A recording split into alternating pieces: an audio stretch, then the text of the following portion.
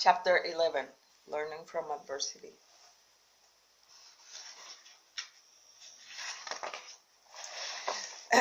Is failure ever a benefit to man? Yes, indeed. Learning from adversity is the third of the 7 principles, but few people know that every adversity brings with it the seed of an equivalent advantage. Still fewer people know the difference between temporary defeat and failure. If this knowledge were generally known, I will be deprived of one of my strongest weapons of control over human beings. But I understood you to say that failure is one of your greatest allies. I got the impression from your confession that failure causes people to lose ambition and quit trying, and then you take them over without opposition on their part. That is just the point. I take them over after they quit trying. If they knew the difference between temporary defeat and failure, they will not quit when they meet with opposition from life. If they knew that every form of defeat and all failures bring with them the seed of unborn opportunity, they will keep on fighting and win. Success usually is but one short step beyond the point where one quits fighting. Is that all one might learn from adversity, defeat, and failure? No. That is the last of what one might learn. I hate to tell you this, but failure often serves a blessing in disguise, because it breaks the grip of hypnotic rhythm and frees the mind for a fresh start. Now we're getting somewhere. So you have confessed at long last that even nature's law of hypnotic rhythm can be often is annulled by nature itself. Is that correct? No, that is not stating the matter accurately. Nature never reserves any of her natural laws. Nature does not take away a human being's freedom of thought through hypnotic rhythm.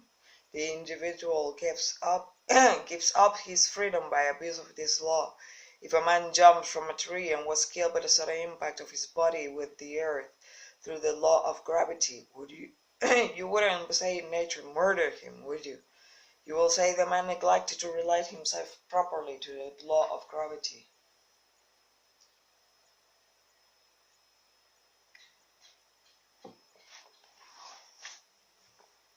I am beginning to see.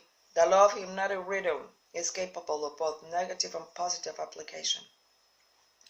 It might drag one down to slavery through loss of privilege of freedom of thought, or it might help one rise to great heights of achievement through the free use of thought, depending on how the individual relates himself to the law. Is that correct? Now you're right. Now you have it right. But what about failure? What does not fail intentionally with purpose, aforethought? No one encourages temporary defeat. These are circumstances over which the individual often has no control whatsoever. How, then, can it be said that nature does not take away one's freedom of thought when failure destroys ambition, willpower, and the self-confidence essential to make a fresh start? Failure is a man-made circumstance. It is never real until it has been accepted by a man as permanent. Stated in another way, failure is a state of mind. Therefore, it is something an individual can control until he neglects to exercise this privilege. Nature does not force people to fail, but nature does impose her law of hypnotic breathing upon all minds. Through this law gives permanency to the thoughts which dominates those minds. In other words, failure thoughts are taken over by the law of hypnotic rhythm and made permanent if the individual accepts any circumstances as being permanent failure. That same law just as readily takes over and makes permanent thoughts of success. What part, then, does failure play in helping an individual break up the grip of hypnotic rhythm after the law has been fastened upon his mind? Failure brings a climax in which one has the privilege of clearing his mind of fear and making a new start in another direction. Failure proves conclusively that something is wrong with one's aims or the plans by which the object of these aims is solved. Failure is the dead end of the habit path one has been following, and when it's reached, it forces one to leave that path and take up another, thereby creating a new rhythm.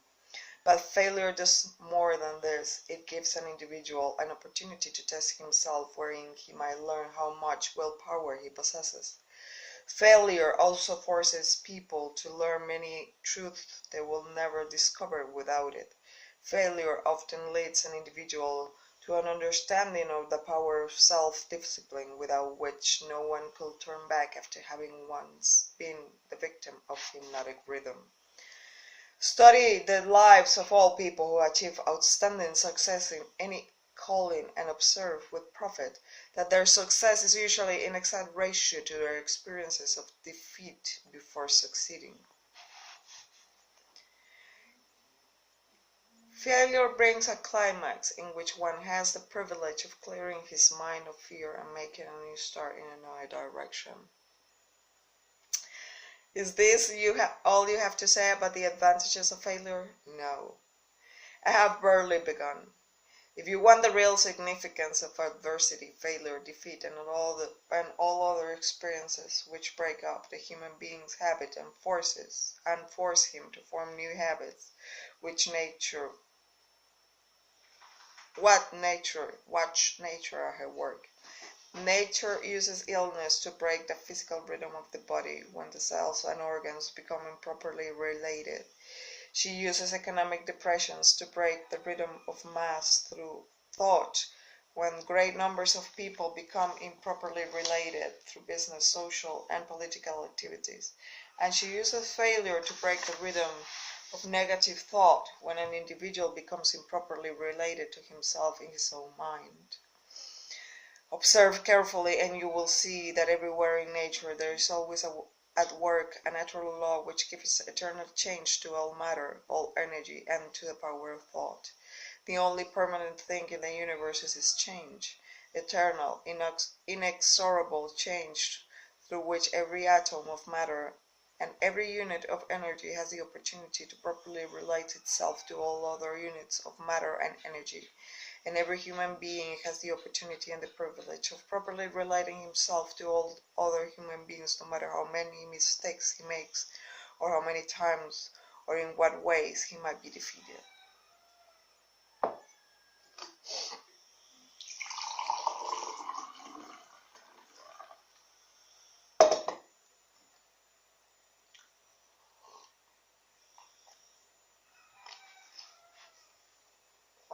When mass failure overtakes a nation, such as the 1929 World Business Depression, the circumstance is perfect harmony with nature's plan to break up a man's habit and give out fresh opportunities. What are you saying intrigues me, and am I to understand that hypnotic rhythm has something to do with the way people relate themselves to one another? The abstract, elusive thing called character is nothing but a manifestation of the law of hypnotic rhythm. Therefore, when speaking of one's character, it will be proper to say that his thought habits have been crystallized into a positive or a negative personality through hypnotic rhythm. One is good or bad because of the knitting together of his thoughts and deeds through hypnotic rhythm. One is bound by poverty or blessed with abundance because his aim, plans, and desires, or lack of them, have been made permanent and real by hypnotic rhythm. Is that all you have to say of the connection between hypnotic rhythm and human relationships? No, I have just begun. Remember, while I'm talking, I'm speaking of the influence of hypnotic rhythm in connection with our human relationships. Men who succeed in business do so entirely because of the way they relate themselves to their associates and to others outside the business. Professional men who succeed do so largely because of the manner in which they relate themselves to their clients. It is much more important for the lawyer to know people and to know the laws of nature than it is to know the law. And the doctor is a failure because he starts unless he knows how to relate himself to his patients so as to establish their faith in him. Marriage succeeds or fails entirely because of the manner in which the participants relate themselves to one another. Proper relationship in marriage begins with a proper motive for the marriage. Most marriages do not bring happiness because the contracting parties neither understand nor attempt to understand the law of hypnotic rhythm, through the operation of which every word they speak, they act in which they engage, and every motive by which they are inspired to deal with each other is picked up and woven into a web that entangles them in controversial misery or gives them wings to freedom, through which they soar above all forms of unhappiness. Every newly made acquaintanceship between people ripens into friendship and then into spiritual harmony, sometimes called love. Or plants our germ of suspicion and doubt, which evolves and grows into open rebellion according to the way in which the participants in the acquaintanceship relate themselves to one another. Hypnotic rhythm picks up the dominative motives, aims, purposes, and feelings of the contracting minds and weaves these into some degree of faith or fear. Waves.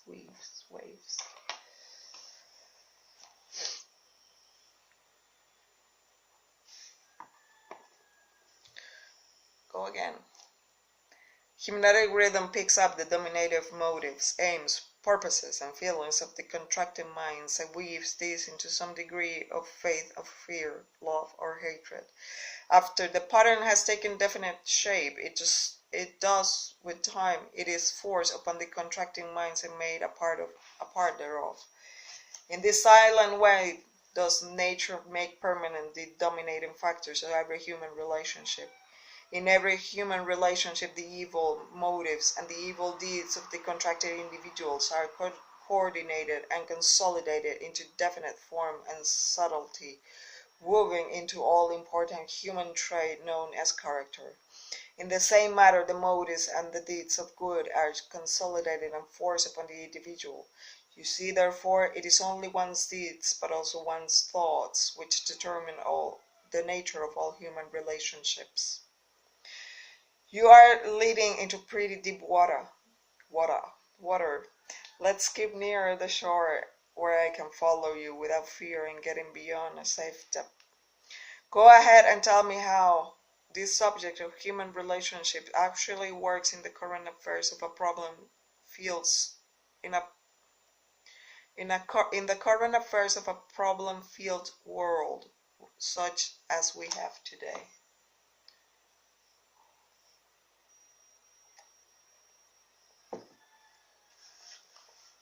That is a happy thought, but let me make sure I understand.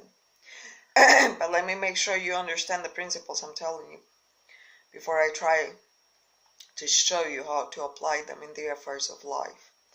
I wish to be sure you understand the law of hypnotic rhythm is something that no one can control, influence, or evade, but everyone can relate himself to this law as to benefit by its inexorable operation. Harmonious relationship with the law consists entirely of the individual changing his habits so they represent the circumstances and the things the individual wants and is willing to accept. No one can change the law of hypnotic rhythm any more than one can change the law of gravity, but everyone can change himself.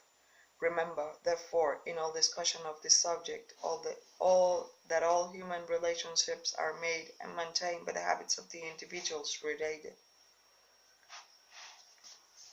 The law of hypnotic rhythm plays only the part of solidifying the factors which constitute human relationships, but it does not create those factors.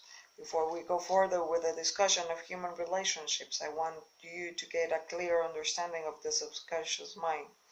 The term subconscious mind represents a hypothetical physical organ which has no actual existence. The mind of man consists of universal energy, some call it infinite intelligence, which the individual receives, appropriates, and organizes in definite thought forms through the network intricate physical apparatus known as the brain.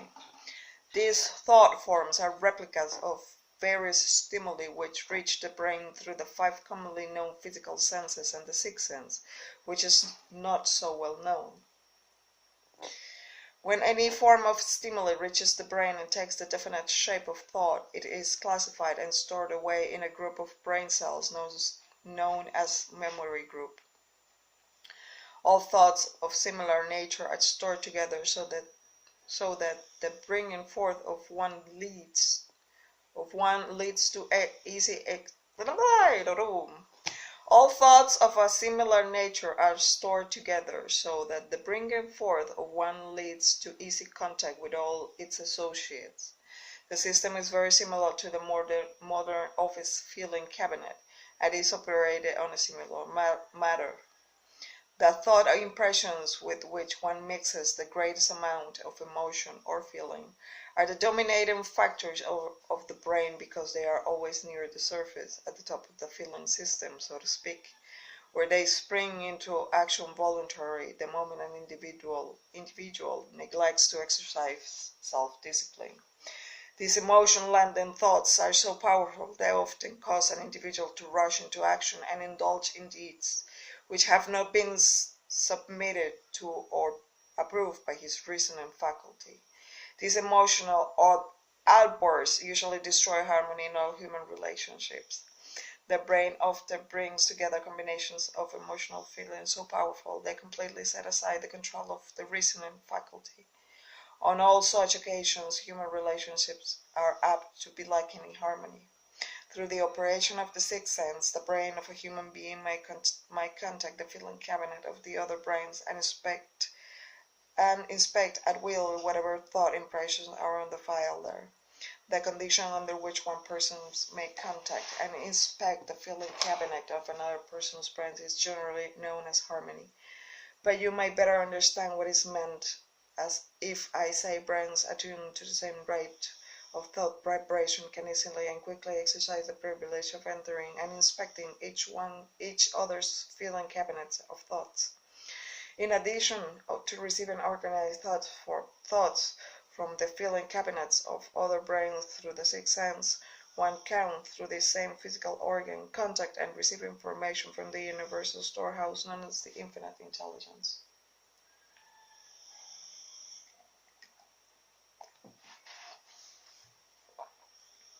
All information reaching one's brain through the 6th sense comes from sources not easily isolated or traced.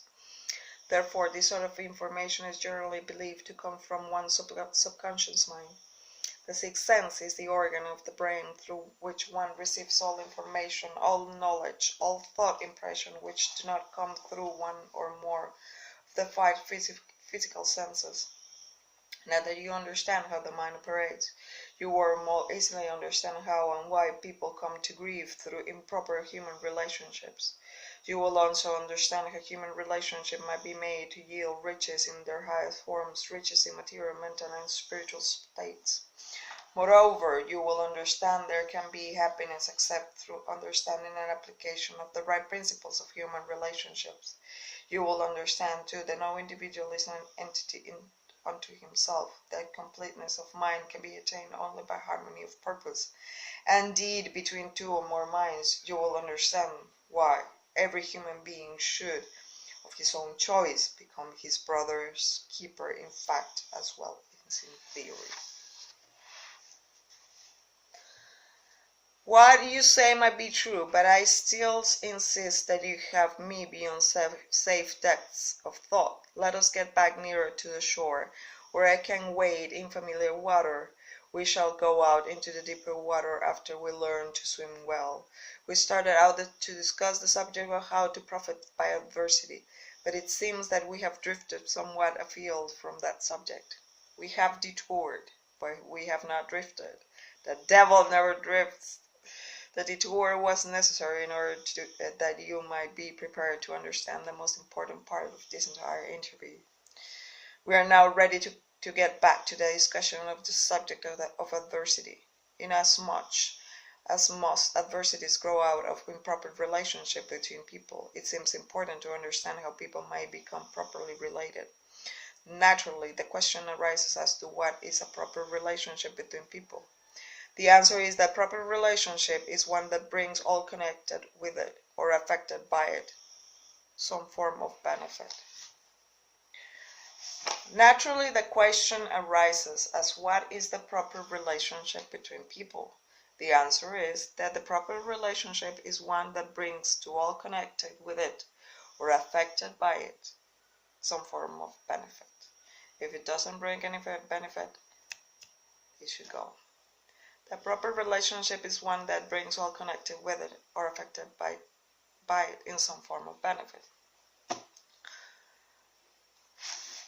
What is then is an improper relationship? Any relationship between people which damages anyone or brings any form of misery or unhappiness to any of the individuals.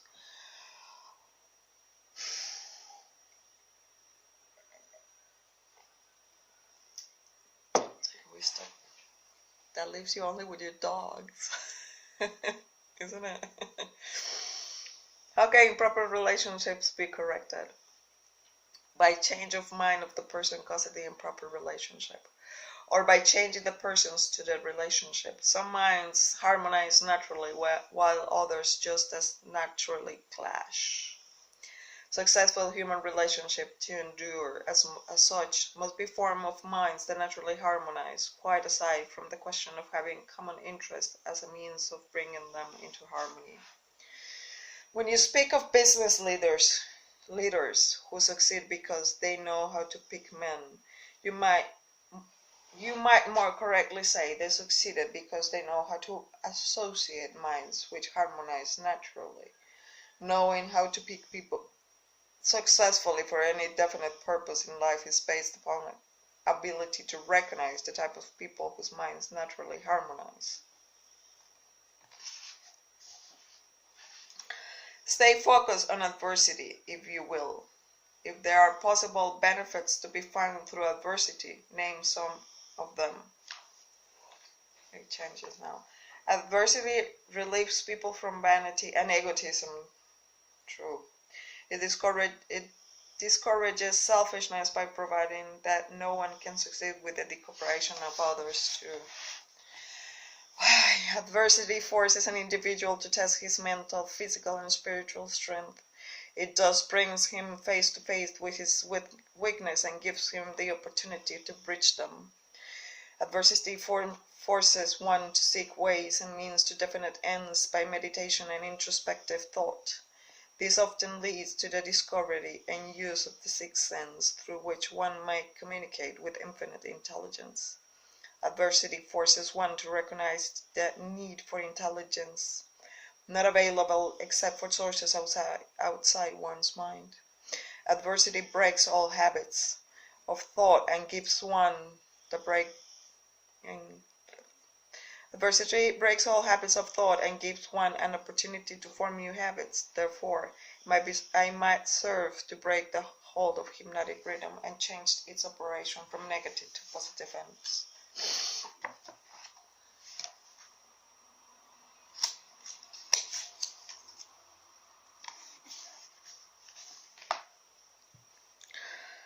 What is the greatest benefit one might receive through adversity? The greatest benefit of adversity is that it may, and generally does, force one to change thought habits, thus breaking and redirecting the force of hypnotic rhythm.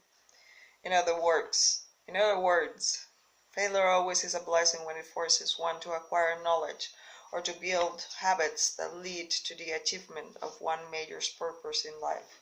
Is that correct? Yes. And something more, failure is a blessing when it forces one to depend less upon material forces and more upon spiritual forces. Many human beings discover their other self, the forces which operate through the power of thought, only after some catastrophe deprives them of the full and free use of physical bodies. When a man can no longer use their hands and his feet, he usually begins to use his brain. Thus he puts himself in the way of discovering the people of his own mind. Machala, machala. The devil brings in the other self here, revealing how we can use our power of thought and our other selves to discover our true power and major purpose. What benefits might be derived from the loss of material things, money, for example? The loss of material things may teach many needed lessons, none greater, however, than the truth that a man has control over nothing, has no assurance of the permanent use of anything except his own power of thought. I wonder if this is not the greatest benefit available through adversity. No.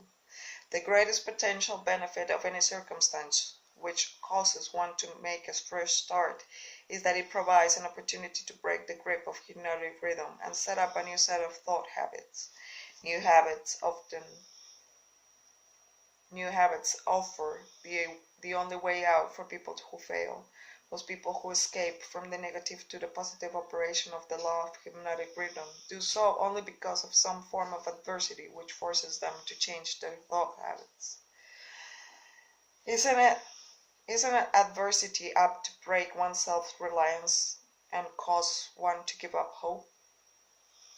Has that effect on those whose willpower is weak through long-established habit of drifting?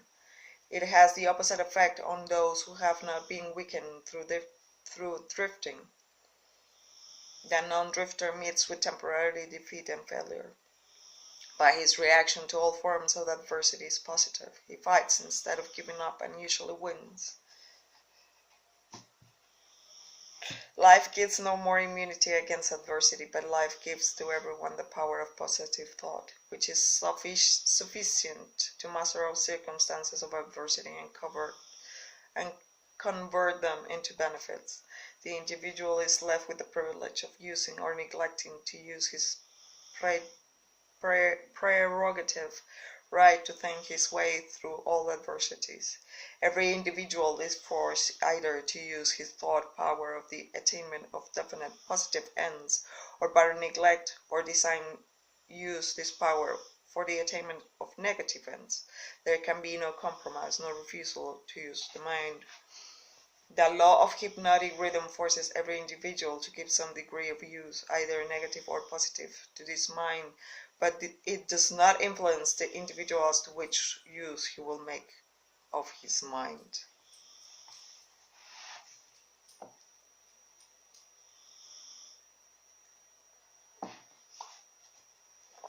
I am to understand from what you say that every adversity is a blessing. No, I didn't say that. I said that there is the seed of an equivalent. I said there is the seed of an equivalent advantage in every adversity, but I did not say there was the full-blown flower of advantage, just the seed. Usually the seed consists of some form of knowledge, some idea or plan, or some opportunity which will not have been available except through the change of thought habits forced by the adversity. Are those all the benefits available to human beings through failure? No. Failure is used by nature as a common language in which she chastises people when they neglect to adapt themselves to her laws. For example, the World War was man-made and destructive. Nature planted in circumstances of the world the seed of an equivalent reprimand in the form of a world depression. The depression was inevitable and inescapable. It followed the world as naturally as day followed night, and by the operation of the same law, the law of hypnotic rhythm. I am to understand that the law of hypnotic rhythm is the same as that which Ralph Waldo Emerson called the law of compensation. The law of hypnotic rhythm is the law of compensation. It is the power with which nature balances negative and positive forces throughout the universes, in all forms of energy, in all forms of matter, in all human relationships. Does the law of hypnotic rhythm operate quickly in all instances? For example, does this law immediately bless with the benefit, for example, that this law immediately bless one with the benefits of positive application of thoughts, or curse one immediately with the results of negative thoughts. The law operates definitely, but not always swiftly. Both the benefits and the penalties incurred through the law by individuals may be harvested by others, either before or after their death. Observe how this law works by forcing upon one generation of people the effects of both the sins and the virtues of preceding generations. In the operation of all nature's laws, the fourth dimension, time, is an inexorable factor. The length of time consumed by nature in the relations of effects to their causes depends, in every instance, of the circumstances at hand. Nature grows a pumpkin in 3 months. A good-sized oak tree requires 100 years. She converts a hen's egg into a chicken in 4 weeks, but she requires 9 months to convert the egg of a human into an individual. Life gives no immunity against adversity, but life gives to everyone the power of positive thought, which is sufficient to master all circumstances of adversity and convert them into benefits.